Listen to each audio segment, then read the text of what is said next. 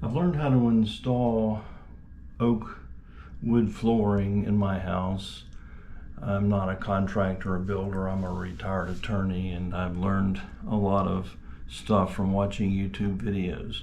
Well, I learned how to install flooring in 3 rooms using Bruce Butterscotch Oak 2 1/4 inch planks, 3/4 inch thick, using a Craftsman compressor, a floor nailer, I forget the brand, and then the brad nailer and another floor nailer, 16 gauge, and the brad nailer is an 18 gauge.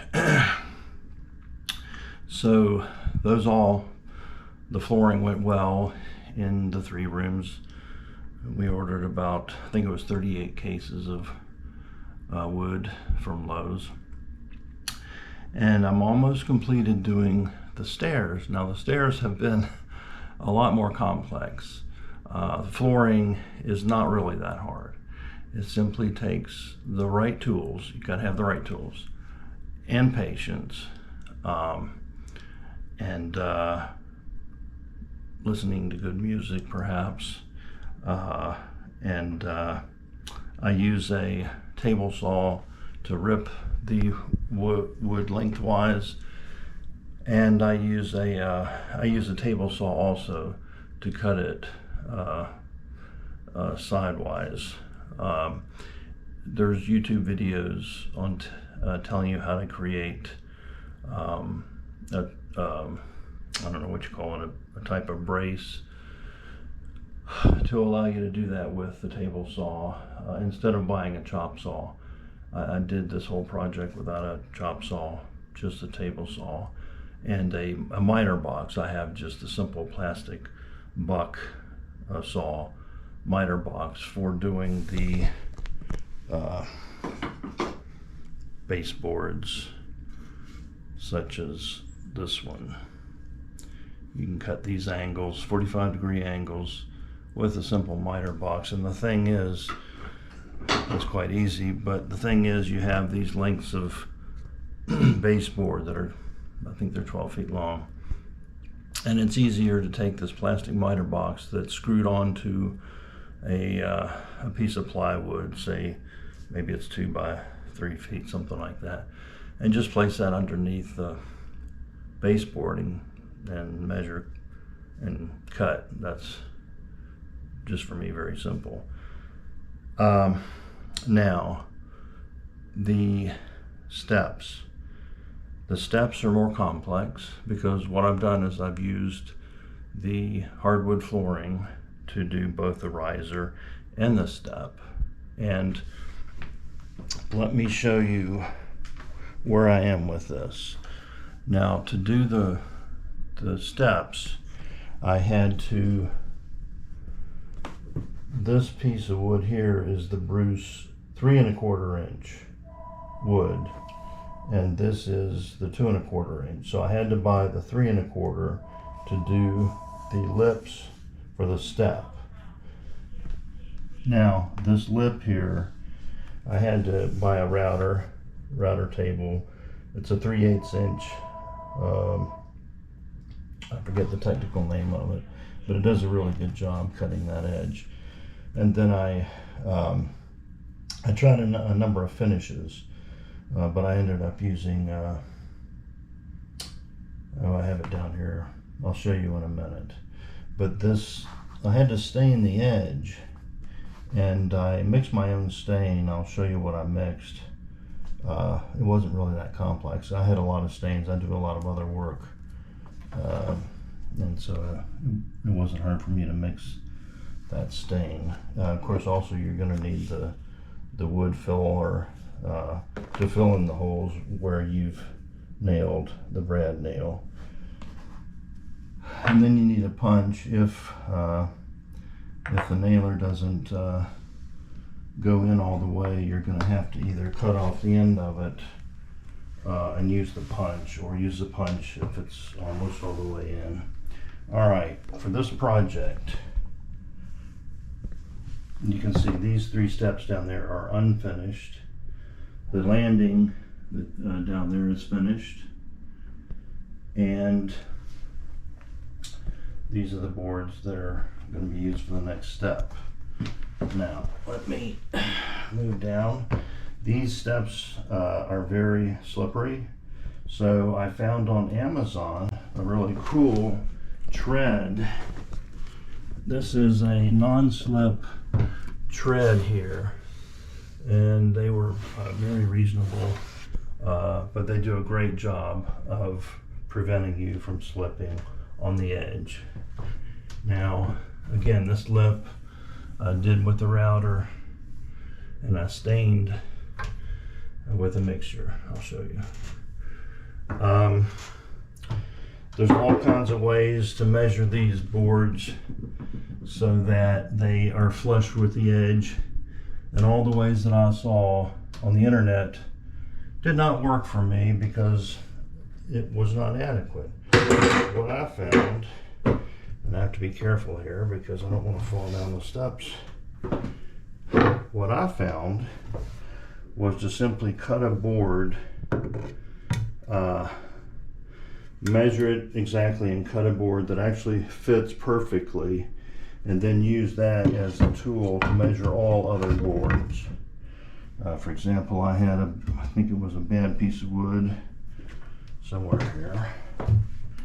Yeah, bad piece of wood, and this is my measurement tool. It's either going to be longer or shorter than this, and that works really well. Now here's two of the lips that I've already created. I've stained and routed that, and that's going to be for one of these steps right here. Now the preparation for this, which again I learned from the internet, was very time consuming. Let me show you what you have to do. These steps, now this used to be Berber carpet. This is a Ryan home in Pennsylvania. It was carpeted, and these steps here extended over an inch or so. Undercoat, it has to be at least 3/4 inch overhang to an inch and a quarter. So I had to cut each of these with a circular saw, and to measure that, you got to be pretty precise. I use this tool here to measure the depth of the lip and how much you needed to cut off. But you have to have at the end here, right here. Now I have fixed this. This used to be a hole because this wood went into here up to here, and I put on tape, the sticky drywall tape with holes in it, and just put some pieces around that and plaster that up with the drywall mud, and sand it down, paint it, and you'll get a nice look. Oh, back to this, cutting this step here, you have to use a circular saw, and then at the end it'll only cut about to here. You've got to use a multi-tool like this thing here to cut down and to cut off the piece here. It works quite well. It was really cool. I got like 6 tools they were $2.99, marked at $1.59, and then I got $50 off for opening a credit card. So that was pretty cool, 150 bucks. All right, the tools that you need. Well, let me show you the stain that I mixed. So I have Varthane Ipswich Pine. I have Minwax. What is it? Where's the color? Gunstock. Those are 2 different brands, but I mixed them together and it worked fine. And there's another one, Varthane. This is Lowe's. The other one's Home Depot, I believe. This is summer oak. And this is golden oak. Now what I did was I put some of this stain on the back side of pieces of wood to see what it would look like. Then took a guess at mixing them together in very small portions, but measured portions. I used I think it was a syringe just to measure a little bit, and I came up with a good solution. To match the gun stock, Lowe's Bruce gun stock, I mix these four, but it has to be the right proportion. You have to have 2 tablespoons of each one of these and 1 tablespoon of the gun. No, that's golden oak. Where's the gun stock? Gun stock. All right. 1 tablespoon of gun stock, 2 tablespoons of golden oak, 2 tablespoons of summer oak, and 2 tablespoons of Ipswich pine. And mix it all together, and I just put it on with a paper towel that I folded into like a paintbrush, and that's the matching color that you get. All right, so and then you have to coat that. You put on the stain, you let it sit for 15 minutes, then you wipe it off with a paper towel, and then you let it dry for at least 8 hours, and then you coat it with, I tried other products, but this is what I like. It's shellac, Zinsser Bullseye shellac, and it's clear, transparent. It doesn't say whether it's glossy or not, but it's pretty glossy, as you can see. So it's, oh, and then it dries in 30 minutes or an hour, and then you have to lightly sand it down with like a 220. Just lightly sand it down, and then recoat it. You have to do 3 coats. Again, I just use a paper towel, fold it up like a paintbrush, coat it up, not too thick, not too thin, and let it dry for 30 minutes or an hour. Sand it. The last coat, the final coat, you don't sand. All right. So in preparation, you cut this, you tape the ends, sand it down, and paint it. All right, now for these risers, and let's move this stuff out of the way so it don't fall down. For these risers, I found that I was mixing the white oak with the thinner oak, the 3 with the 2. The bottom piece that sits underneath, the bottom piece here that sits underneath this one, the riser, this is the 3 1/4, and this is a 2 1/4, and then this is a 2 1/4, and then this one is the 3 1/4. And again, the same on the step. The bottom's the 3 1/4, 2 1/4, 2 1/4, and then 3 1/4. I glue the tongues together, tongue and groove, with the tight bond tongue and groove glue, flooring glue, and then I glue the boards down together with either the tight bond 2 or the 1. I have the 1 here also. I think that's the original. Yeah, they both work well. Now,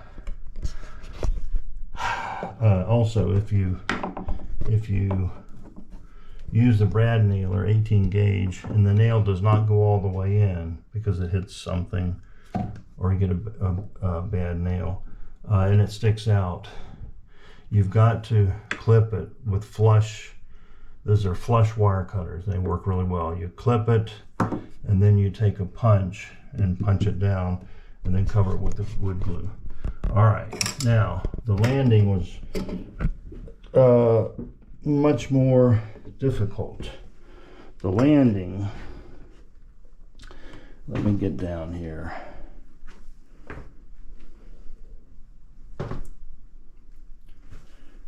All right, the landing. This piece here, and this piece here.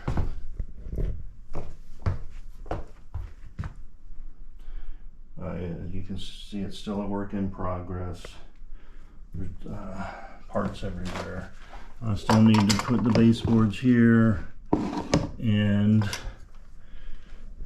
up here, I put that one down. All right, you got to have one of these angle measures. That makes it really great because you're cutting the angles of the wood here, you see, and it doesn't matter. And to cut that, believe it or not, you can just simply hold it and run it through the table saw, and it does the job quite easily. This is more difficult to do here. It was kind of trial and error. This side over here, I simply put paper down and traced how to do that because that was the last piece of wood to cut. Now to do these parts here, what we did, and my wife selects all the wood and chooses the wood, which is a great help. And I'm doing all the mechanical stuff. You see, this is going to be covered by a riser here, so that'll look nice. All right. What I did was, for each of these landings, I would do the first board, the lip, and then cut each of the other ones to fit in place. And when I got it about halfway done, maybe a third of the way done, I taped the top and the bottom, just strips of tape to hold it in place. And then I completed the rest of it and taped the entire thing together, both top and bottom. Again, not completely taped, and I just used painter's blue tape, the thick one, and that worked well. And then I put it together and glued the bottom and placed it in place, and it was a perfect fit. Of course, I made sure it fit before I glued everything, and I glued the tongue and groove. Wait a minute, did I do tongue and groove? I think I glued the tongue and groove. I'm not sure. Some of these I might have missed a few. But anyway, I glued underneath, and then I nailed with the brad nailer around the edge, and then of course on the lip. This took a long time. This would take a day to do each of these landings.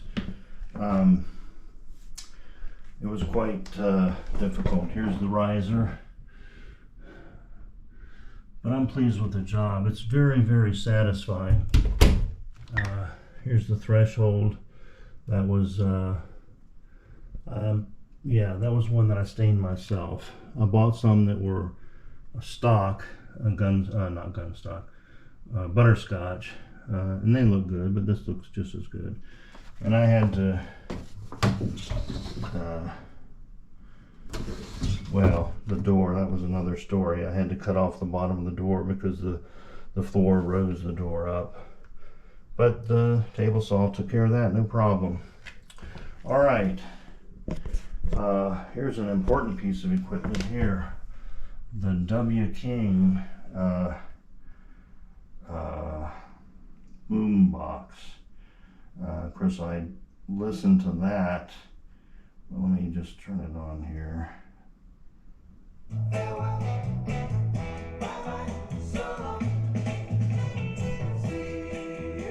So you gotta have good music, which is kind of hard to find actually. I use playlists as well. All right, what have I not covered? I use a number of pens to measure, I've ended up using this Crossman pen. It's the most exact tool. I've used other things like the Sharpie and the standard, and those are fine for the flooring, but these have to be a whole lot more precise. And so you have to get a very thin line. And one thing I ended up doing is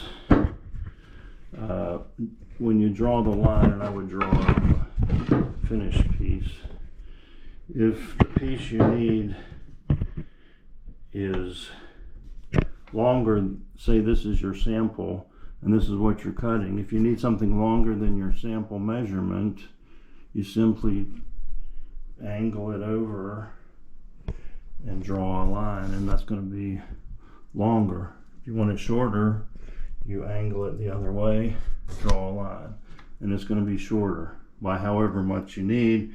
It is a little bit of hit or miss, and you'll make mistakes, but you have to be patient. And if you're not patient, don't start the job. What have I missed?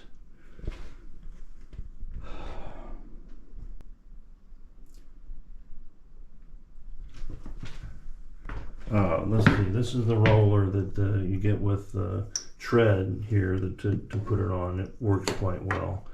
I make sure that this is exactly 5 inches from each edge, and I mark it with tape so I get it in the precise location. It's supposed to be 1 inch from the edge. What else do I need to tell you?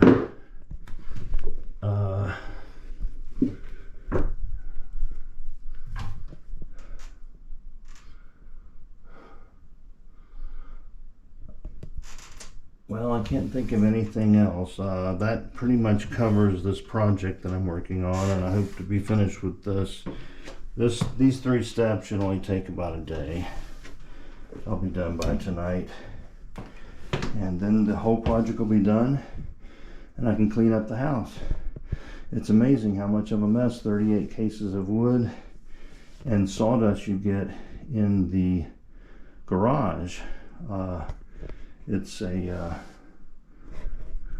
a disaster, but it's no big deal. It's temporary. So that's the project I'm working on. It's very satisfying to do a project that you can see a good result. I mean, you end up making mistakes, and then you just, fix your mistake, or you ruin a board, and you have to be patient. But that's the job, and it was actually a pretty cool project.